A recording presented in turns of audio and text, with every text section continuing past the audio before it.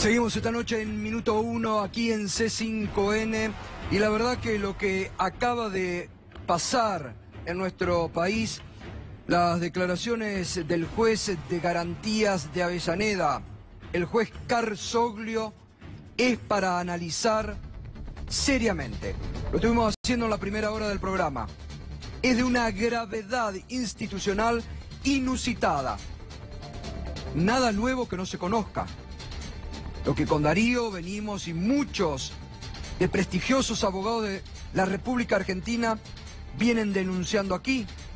Lo que han denunciado públicamente en la causa de los cuadernos, Mariano Cunio Libarona, el abogado Silvestroni, ni que hablar el doctor Beraldi, el doctor Gregorio Dalbón, lo acaba de decir el empresario periodístico Jorge Fontevecchia, de cómo se direcciona una causa para tratar de meter presa, en este caso a la expresidenta, y eliminar vía el brazo armado de la justicia a un adversario político de la escena política.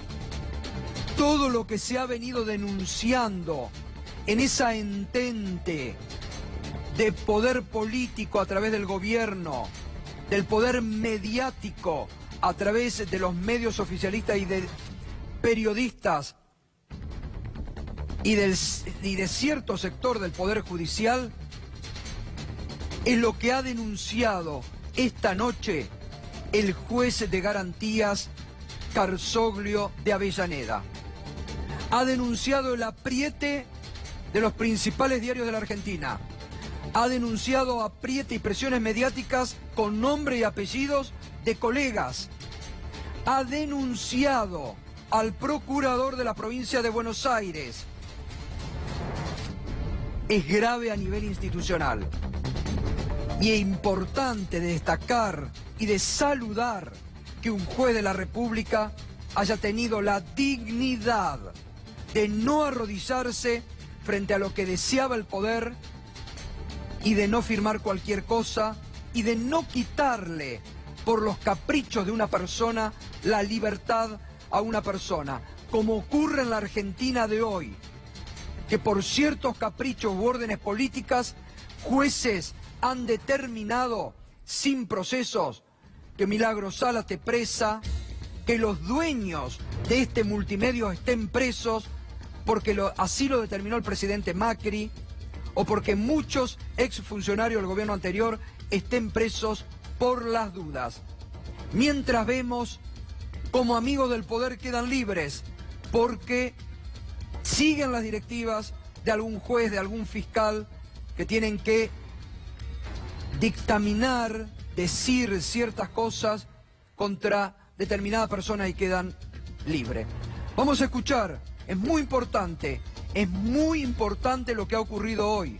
Ojalá a partir de hoy muchos jueces, lo que anoche el doctor Ramos Padilla pedía a sus colegas jueces, que tengan dignidad y que si están asustados o tienen miedo que se vayan a su casa, que se pongan una verdulería, con el respeto que le tengo y el cariño a los verduleros, pero que no sean jueces y tienen miedo al poder de turno.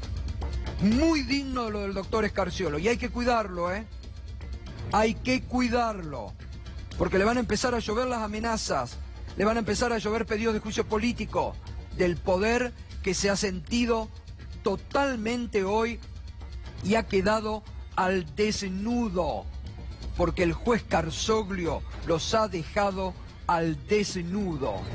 Vamos a escuchar lo que decía hace instantes.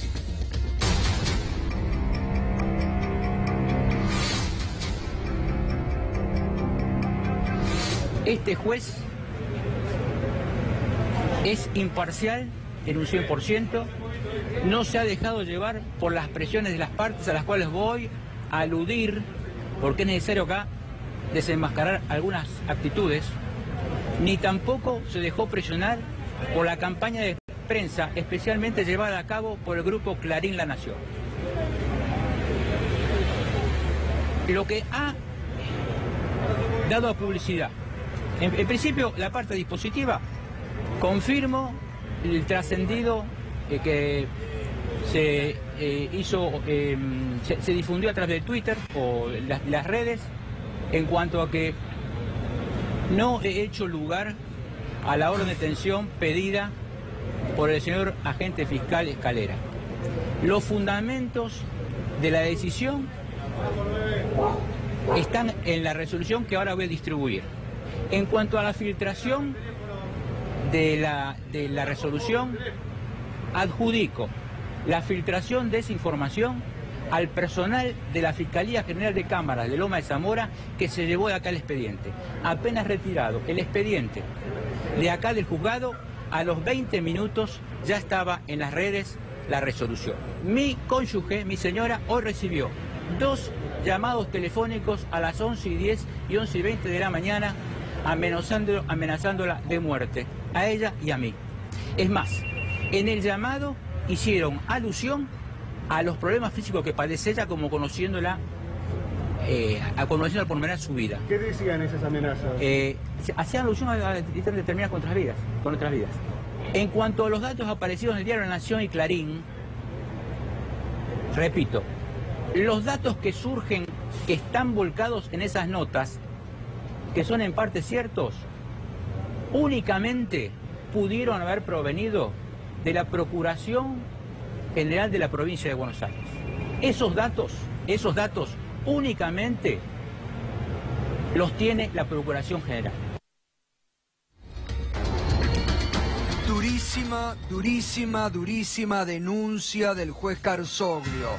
Desnuda cómo aprieta el poder real en la Argentina. Reitero y no me voy a cansar de decir, hay que saludar a un juez digno que realmente ha desnudado todo el aparato del poder político, mediático y judicial que obran en la Argentina de hoy. Hay un juez que dignamente se ha plantado y le ha dicho: conmigo no, conmigo no. Ojalá, como anoche lo decía aquí el doctor Ramos Padilla, rescatamos también el valor de lo que Ramos Padilla denunciaba, la justicia pornográfica que se vive en la Argentina de hoy. Justicia muy mala, ¿no? Y lo vimos porque la justicia nuestra es una justicia clasista, hipócrita y oligárquica, que se ha expresado muy claramente a partir de enero del 16. Primero cuando vimos que Morales primero ordena la detención de Milagro Sala, sí, y después le empiezan a armar las causas. Lo vimos a Macri tratando de meter jueces por la ventana, con los jueces de la Corte, de la persecución que hay. A mí me persiguen por expresarme, simplemente. Nos enteramos de qué es lo que va a pasar en las causas del Fuero Federal, primero por los diarios, y lo hemos naturalizado. Hemos naturalizado que hay operadores judiciales, que Pepín, que Angelici, y nadie lo desmiente. Vemos a jueces tomando cafecitos raros con operadores políticos. Pero yo no he visto jamás que se arme, que un consejero de la magistratura se robe una banca, como lo hizo Tonelli, que arme en la Cámara Federal a Piacere, como le gusta a Macri, y si no me gusta este fallo, lo saco a este, y aquel que no concursó lo pongo acá, y arman todo. Entonces es bochornoso, nadie le cree a la justicia, es bochornoso. Cuando yo fui juez en el 84, me daba orgullo ser juez. Ahora me preguntan a qué te dedicas y me da vergüenza decir que soy juez. Estaba el doctor Ramos Padilla, que le pedía a sus jueces, colegas, que denuncien. Y Carsoglio, por suerte, hoy fue en el camino de la dignidad y no se dejó llevar por delante por el poder político, mediático y judicial que hoy impera en la Argentina. Y esto decía Hugo Moyano después de conocerse el fallo del juez Carsoglio. Los últimos meses para los trabajadores, los que ganan salarios bajos, los desocupados, los jubilados, han sido dramáticos. Porque se ve diariamente que cada vez hay más gente con necesidades, cada vez hay más gente durmiendo en la calle, cada vez hay más gente reclamando. Realmente Bueno, un problemita técnico, enseguida vamos a poner las declaraciones de hace instantes de Hugo Moyano. Esto se refería ayer a la problemática. Anoche, cuando estuvo Hugo Moyano, porque también hay que seguir muy la línea de lo que la propia Elisa Carrió el sábado a la noche en la mesa de la señora de los almuerzos denunció. La propia Elisa Carrió, socia fundadora y principal sostenedora de este gobierno, que hoy presentó el juicio político contra el ministro Garabano, desafiando a Macri como lo está desafiando públicamente. La propia Carrió denunció el sábado a la noche que desde la AFI aprietan a fiscales y jueces. Y anoche Hugo Moyano denunció a los servicios que están detrás de él. Son los servicios que actúan, no desde ahora, hace tiempo que vienen. A mi casa han ido 20 veces a sacar fotos de todos lados.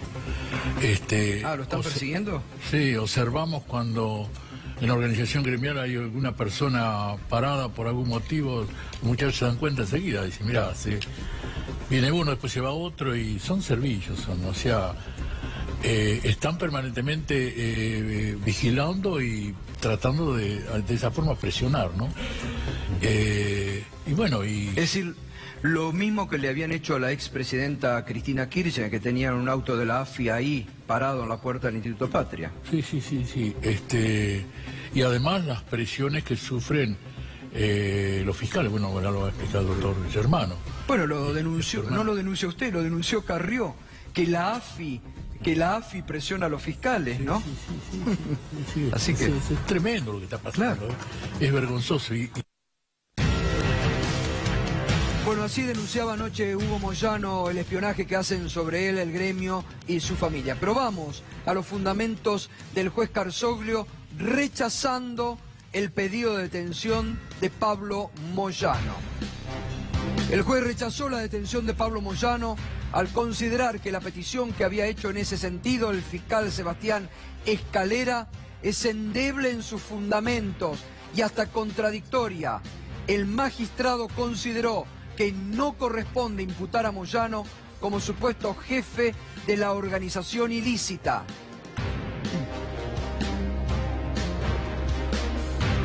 Es mi firme y sincera convicción que no existen elementos en la causa que acrediten la figura que se pretende endilgar a Pablo Moyano, que me lleve a la sospecha que en algún momento hubiera participado de la comisión del ilícito achacado. Para el juez, el fiscal direcciona la investigación sin prueba alguna, al destacar que no surge del expediente que Moyano comande la organización relacionada con la Barra Brava de Independiente, ni que hubiera actuado en su coordinación. Surge evidente que por el momento el jefe de la asociación ilícita, denominado Los Diablos Rojos, resulta sin duda Pablo Bebote Álvarez, sin ningún tipo de injerencia o participación acreditada por parte de las autoridades de la institución. Darío Villarruel. Bueno, contundente, cuando acá decimos que no hay pruebas, y lo habíamos dicho porque esta causa tiene un año, no había ninguna prueba, salvo Pablo Bebote, que para mejorar su posición empezó a acusar o a decir cuestiones respecto a los dirigentes inmediatos del Club Atlético Independiente. Respecto de la direccionamiento o el diccionamiento, tiene que ver con que en la provincia el juez de garantías controla la investigación, no como acá en Comodoro Pi, porque el fiscal tiene, de alguna manera, es el que lleva la causa. Entonces el fiscal pide y el juez, si no hay elementos, dice que sí o que no. En este caso, en el expediente, no hay ningún elemento, lo dice el juez, no lo digo yo. Y además hay un dato contundente. No nos olvidemos que Pablo Bebote Álvarez tenía derecho de admisión. No podía entrar a los estadios y fundamentalmente el Estadio Independiente. ¿Y eso quién se lo había pedido, el derecho de admisión? La Comisión Directiva de Independiente, encabezada en este caso por el presidente Hugo Moyano. Así que esto es todo vuelta atrás, mucha expectativa en los medios. Y recordó otra cosa de Elisa Carrió. El sábado dijo, Pablo Moyano va preso. Lo dijo con contundencia. Era parte del juego de las presiones mediáticas, las presiones políticas y las presiones judiciales. porque vimos a Garzoglio hablar de 3 tipos de presiones. Realmente el Poder Judicial no se mete. Acá habló de los fiscales, habló de los medios y habló de la política, es decir, un combo de acusaciones que, repito, no hay antecedentes. Lo más grave me parece también es la denuncia contra el procurador. Exactamente. Diciendo que la procuración ventiló información incluso sobre el estado de salud de su esposa, que le ventiló a algunos periodistas familiares del procurador. Digo, es grave a nivel institucional lo que el juez Garzoglio ha denunciado. Está Rodolfo Taila, de buenas noches. ¿Lo escuchó el juez? Sí, lo escuché hoy en la conferencia de prensa. La verdad que quedé sorprendido porque no me esperaba, digamos, unas declaraciones tan contundentes y mostrando una valentía que no es habitual en la justicia argentina. Hay el propio Ramos Padilla, que recién también lo escuchábamos, y hay algunos otros jueces, lo veo a diario en el Consejo de la Magistratura, en donde se busca disciplinar permanentemente. Hay otros jueces menos conocidos, porque por ahí no tienen casos tan explosivos como este, pero la verdad que me parece que Garzoglio ha puesto en su justo medio lo que está pasando acá. Sí, digamos. desnudó al poder mediático, judicial y político de cómo presionan a la Argentina. Sí. Y empezaron a hablar después los periodistas mencionados por Garzoglio, o algunos de los periodistas mencionados por Garzoglio, empezaron a hacer una serie de valoraciones respecto de los horarios, ¿viste? A las 11 de la mañana él había dicho que no tenía todavía nada firmado, pero yo escuché a la mañana en radios de los periodistas que él acusó a las 7:30 de la mañana, ya decían que Garzoglio había tomado la decisión. Con lo cual están tratando de dar vueltas sobre algo que ya es... No tienen argumentos, no hay ningún argumento. Porque ellos eran los que pedían, como han pedido en otros casos, pedían a gritos la prisión para Pablo Moyano. Estamos viendo que ahora le endilgan los trabajos anteriores del juez, ¿no? Que fue director de cementerio, como si fuera... Bueno, un demérito. Tendrían que buscar también los trabajos anteriores de jueces de cada y uno. de hoy. Mira, y te doy un dato más que no lo di a publicidad porque ahora te cuento por qué. Hace 2 meses recibí una carta anónima, no firmada, pero con estampilla, se puede tranquilamente, saber de dónde vino, por lo menos. Dirigida a mí, que decía, hace 2 meses, una carta me decía, hace 2 meses se vienen juntando en la CIDE los fiscales de Loma de Zamora, instruidos por Contegrán, preparando la orden de detención de Pablo Moyano. Hay una presión, la tengo acá en fotos, hay una presión tremenda de Carrió a Contegrán, que le responde, digamos, y de hecho yo creo que Calera no es el autor intelectual de esto, es Gerardo Contegrán. La punta del iceberg. Pero ya venía advirtiendo, y por la forma en que escribió, es un agente de inteligencia de la AFI. Es lo que denunció Germano anoche y lo reiteró hoy, que desde la AFI presionan a abogados o a presos para que nombren sí o sí a Pablo o a Hugo Moyano para meterlos presos. Exacto, bueno, el mismo modus operandi que en las causas de Cuadernos, en otras causas, en donde se obliga a hablar de Cristina y cuando se pretende hablar de otro empresario se calla la boca. Ahora, Rodolfo, no podemos tener la honestidad intelectual, digo por los colegas, de comparar el pedido de Escalera y la resolución del juez. Es derecho puro. Sí. No tiene nada que ver con las personas. Señores, la ley, no importa quién está al otro lado. Nuestros colegas, mis colegas, lamentablemente y lastimosamente, quieren que la gente vaya presa sin tener fundamentos legales. Es una locura lo que está pasando. Sí, y te digo más, Darío. Vamos a suponer que efectivamente lo que dice Escalera es cierto, ¿no? Tampoco hay fundamentos para una prisión preventiva. Es decir, ponele que sí, que tenga las sospechas y demás. Tampoco hay fundamentos para una prisión preventiva. Pablo Moyano se ha ido en este año que dura la investigación, no sé cuántas veces afuera, a los congresos de la OIT, en este caso de la Confederación del Transporte, etcétera. Jamás ha mostrado... Pero nunca lo habían llamado indagatorio. No, todavía no está llamado. Por eso. O sea, todavía no está llamado porque el fiscal pide la detención para indagarlo. Como el juez le dice que no, ahora el fiscal seguramente va a convocarlo. Pero los papeles independientes, están independientes. Él es vicepresidente. Y además se quiso perturbar ya hubiera perturbado. Estamos hablando de hechos del puesto de panchos de acá, la venta de entrada de acá, los colectivos. ¿Qué tendrían que hacer con Carlos Stornelli, Raúl Pley y Gerardo Polichita, por ejemplo? Todos íntimos amigos de la barra brava de Boca, mientras eran los responsables de la seguridad del club. No sé si se acuerdan ese documental famoso de la televisión española que lo estaban entrevistando a Rafa Diceo como si fuera una estrella, y en el medio del reportaje le suena el teléfono, era Carlos Stornelli y lo muestra a la cámara diciendo, mirá, esto es poder, tener los teléfonos de la gente que tiene poder. Digamos, habría que hacer alguna comparación, digamos, ¿no? De la situación de estos tres fiscales Está bien, con sí. Boca. Ahora seguimos. Roberto Baradel está dirigente. Usted ha sufrido en carnes propias las persecuciones, ¿no? Y lo que está denunciando el juez Carzoglio, bueno, que había un conjunto de aprietes sobre él para que lo pongan preso a Pablo Moyano, ¿no? A este dirigente gremial que hoy por hoy es el máximo opositor al gobierno. Sí, por supuesto, no lo escuché al juez, pero bueno, estoy escuchando lo que dicen ustedes. Sabíamos que, por lo menos con la resolución, que no había prueba que estableciera claramente la necesidad de la prisión preventiva, si no se había sido convocado a indagatoria y demás. Y bueno, lo hacen un día después esto de que Pablo Moyano planteó la reapertura de paritarias.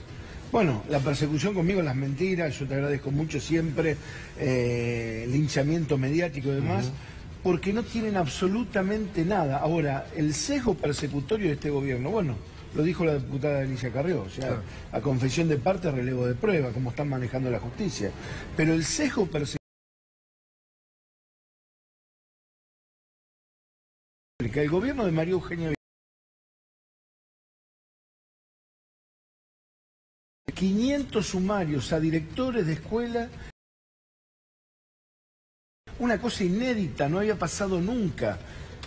Otro ejemplo de disciplinamiento, 3 directores de escuela, incluido el Normal 1 de La Plata, que es un excelente docente que cuida a los alumnos. La policía le hizo una denuncia penal porque había una denuncia de amenaza de bomba, evacuaron a los chicos para cuidarlos, que además la ley marca claramente esto, ¿no? Que los docentes tenemos que actuar como un buen padre de familia, con el deber de cuidado de los chicos. Evacúan a los chicos porque no estaban en la seguridad y le hacen una denuncia penal por la evacuación. Y la policía no había entrado a revisar ni había firmado ningún papel que no corrían riesgo. Esto es lo que está sucediendo lamentablemente en el marco de la provincia de Buenos Aires, además de los descuentos y demás. Intentan disciplinar y acallar las voces que le decimos queremos defender nuestros derechos, como en el tema del salario. En el tema del salario. Entonces vienen todos esos operativos, mentiras, difamaciones, construcción de... Bueno, ellos de relatos. Del relato, de la posverdad, ¿no? Que no es más que un eufemismo de la mentira. Pero han demostrado que con eso han hecho daño y han tenido algún resultado. Ahora, lo que pasa es que la posverdad no puede tapar la realidad. Y hoy lo que está pasando en la provincia de Buenos Aires, hay un enojo muy grande con la gobernadora por la situación de las escuelas. Le pedimos el otro día 3 cosas en la paritaria. Una reunión por el tema de infraestructura. Hay más de 500 escuelas sin clases. No les importa absolutamente nada. En Moreno son 4 o 5 las escuelas que tienen clases. En más de 2 meses que no tienen clase. Y así 500 escuelas en la provincia. Ninguna respuesta.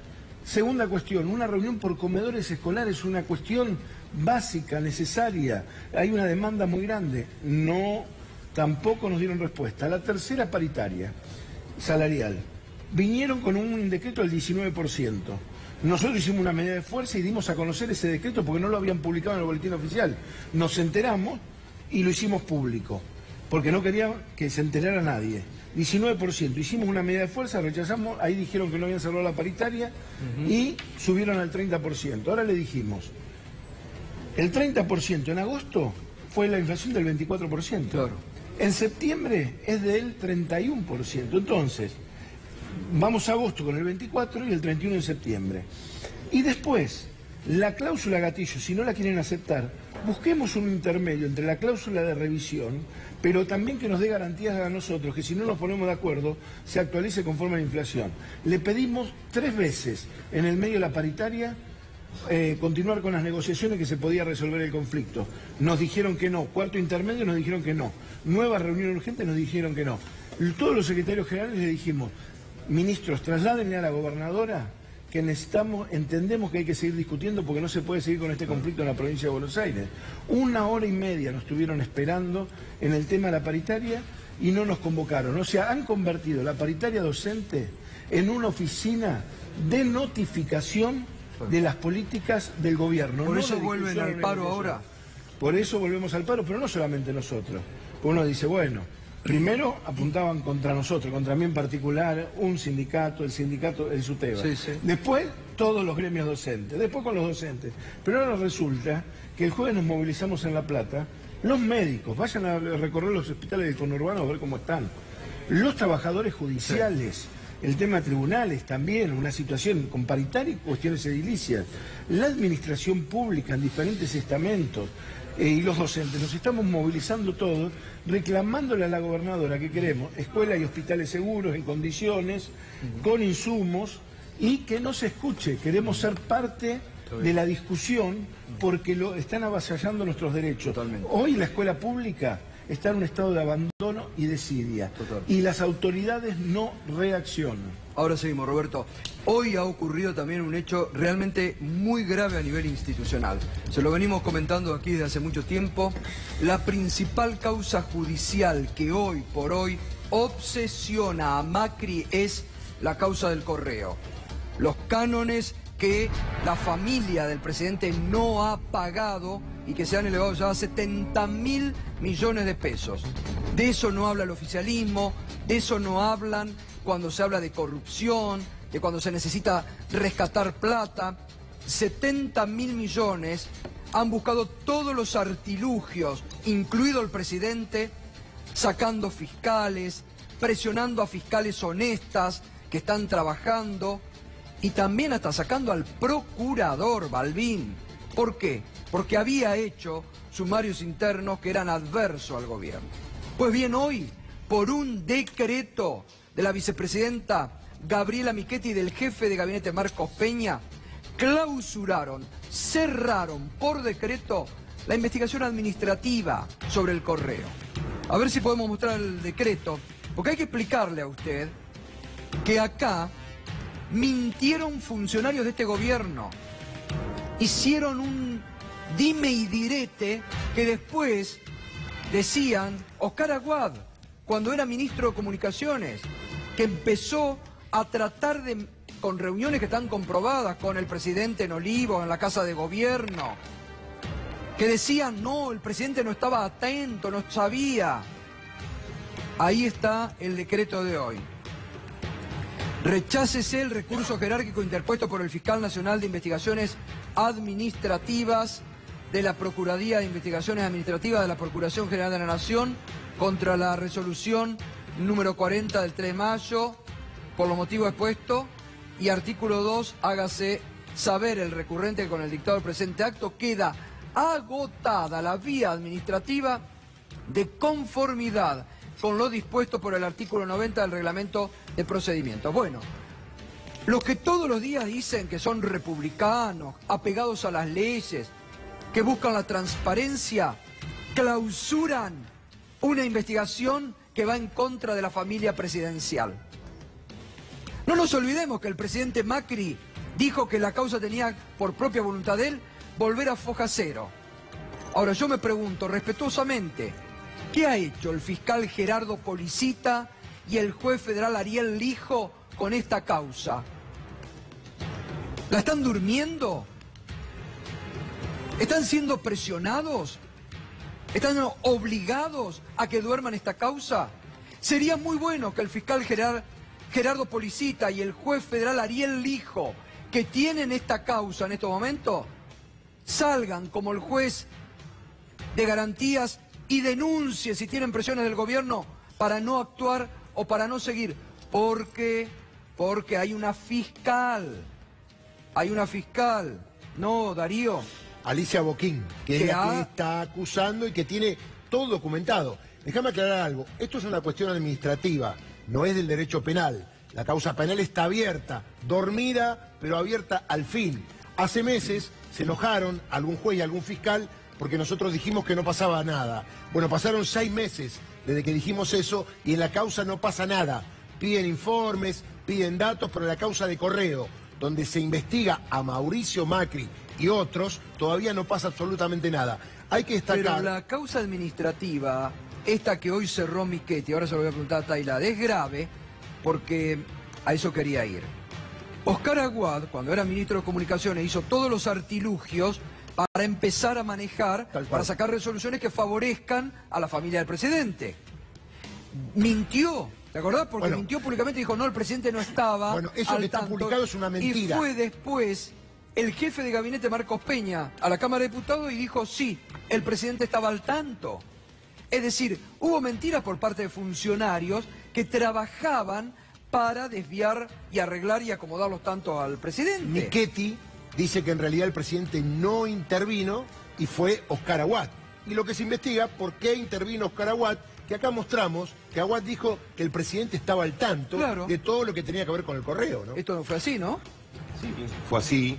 Hay un montón de detalles que son muy importantes, muy significativos y que nos sacaría mucho tiempo. Pero me parece que hay 4 o 5 hechos que hay que recordar.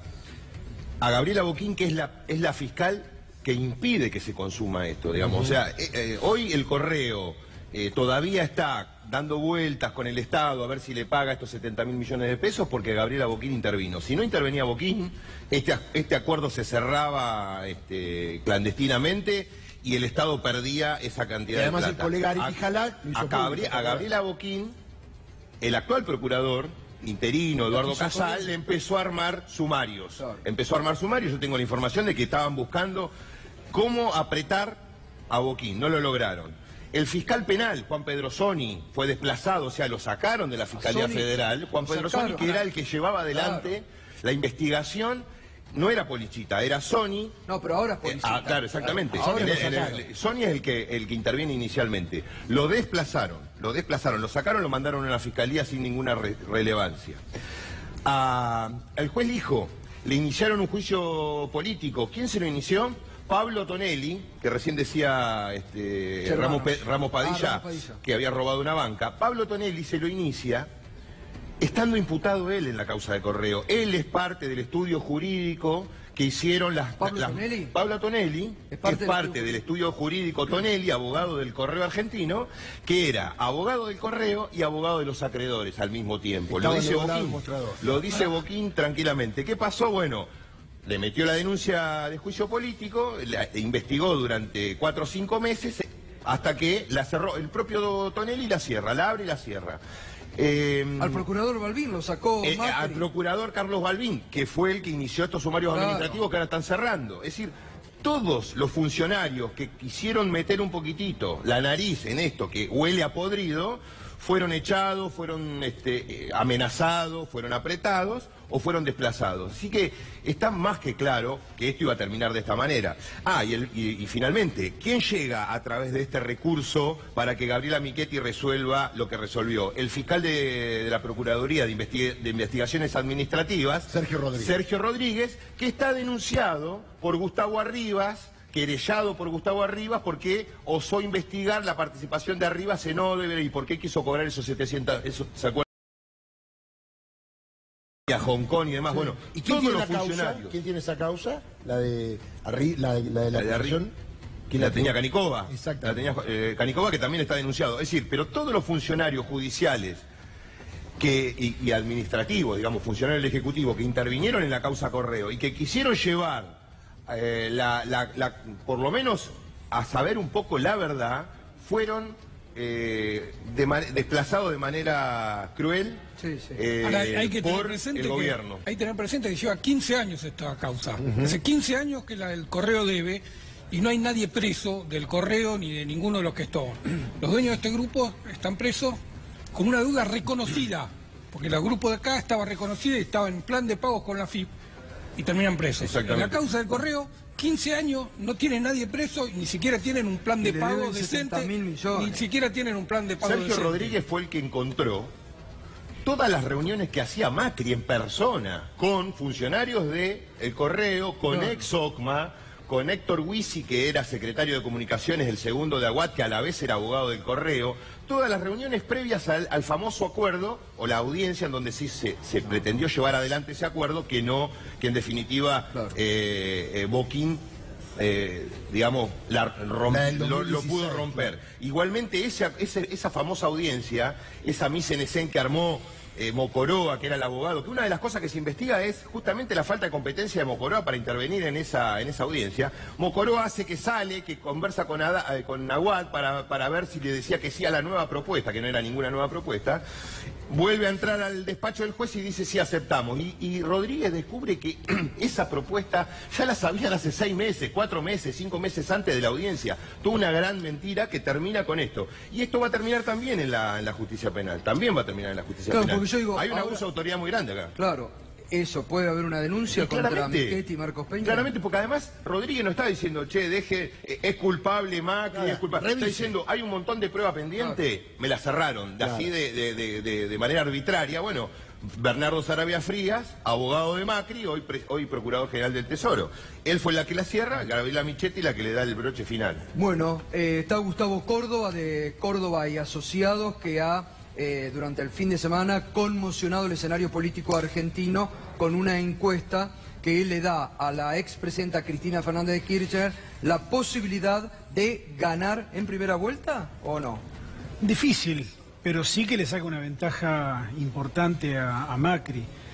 35-25 nos da el resultado, primera Cristina, segundo Macri, tercero Massa con 17, pero el dato, Gustavo, es comparar con el 44% que obtuvo Cambiemos el año pasado en la legislativa intermedia.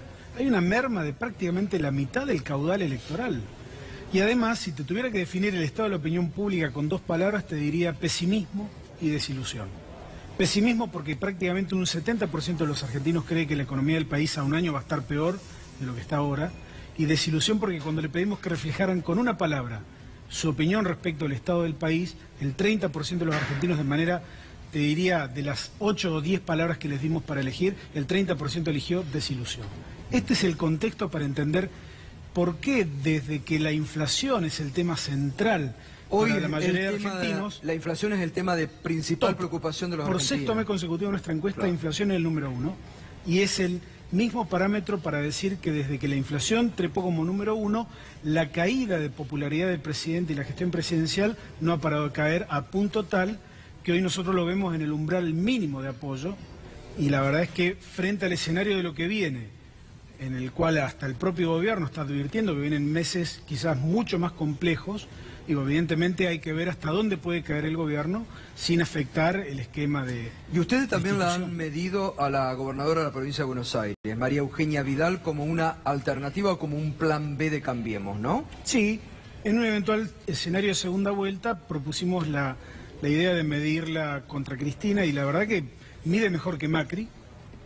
8 puntos sería la diferencia a favor de Cristina contra Vidal en nuestros datos. Pero el dato también, Gustavo, nosotros le preguntamos al votante de Cambiemos a quién preferían como candidato a presidente. Y le dimos 5 opciones. El gobernador de Mendoza, le dimos a Elisa Carrió, le dimos al intendente de la Ciudad de Buenos Aires, al jefe de gobierno, Larreta, le dimos Mauricio Macri y Vidal. La mitad de los que van a votar a Cambiemos por espacio político para presidente dijeron Vidal, y un 30% eligió a Mauricio Macri. Está claro que en el ambiente, en el núcleo duro, digamos, del voto de Cambiemos, Vidal es la preferida. El problema es que no tiene chance, porque creo que el gobierno no va a tener un plan B y va a seguir insistiendo con Macri, en una eventual reelección. Sí, yo coincido y tengo esa información de que no hay plan B para ni para Macri ni para Marcos Peña, que el candidato sea como sea es Macri, ¿no? Y ahora, es impactante esto que usted marca, me parece mucha síntesis en cuanto a pesimismo y a desilusión. ¿Cuáles son los sectores más desilusionados con el gobierno de Macri? Bueno, lo han votado seguramente también. A ver, Macri obtuvo en la primera vuelta un 34%. Hoy en Córdoba, por ejemplo, que ustedes son de Córdoba, ¿no? Ahora expandiéndose a todo el país. Pero Córdoba, que le dio el triunfo a nivel nacional a Macri. ¿Cómo está Macri hoy en Córdoba? Desde el mes de agosto está con diferencial negativo, asemejándose más a la imagen promedio nacional.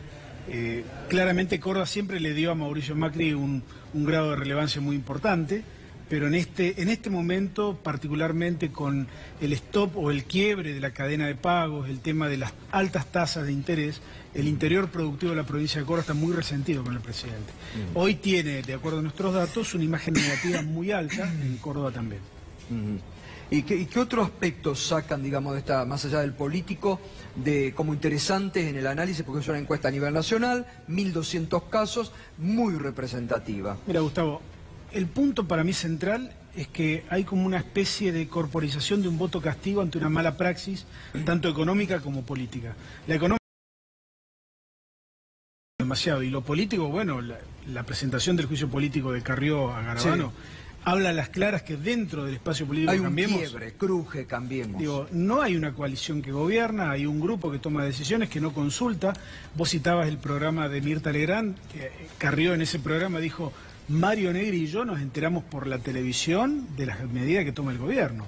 Evidentemente, al ser el principal sostén, nosotros le preguntamos a los argentinos si Carrió necesitaba a Macri o Macri necesitaba a Carrió, y nos llevamos una sorpresa, porque para el votante núcleo duro de Cambiemos, Macri necesita más a Carrió que viceversa.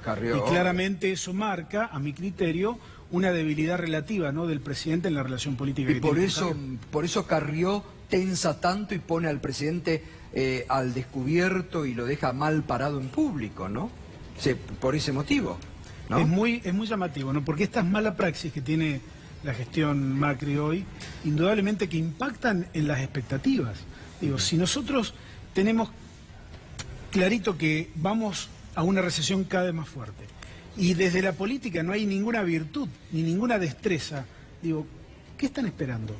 Digo, me parece que hay una sociedad argentina que está esperando una reacción distinta a este gobierno, y hay un desacople entre expectativas y lo que el gobierno le está ofreciendo. Por eso sigue cayendo.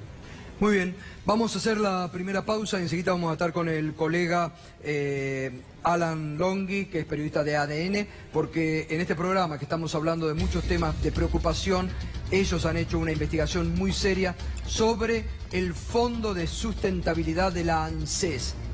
¿Están metiendo la mano en el Fondo de Sustentabilidad de la ANSES? Enseguida lo responde. Pausa y volvemos.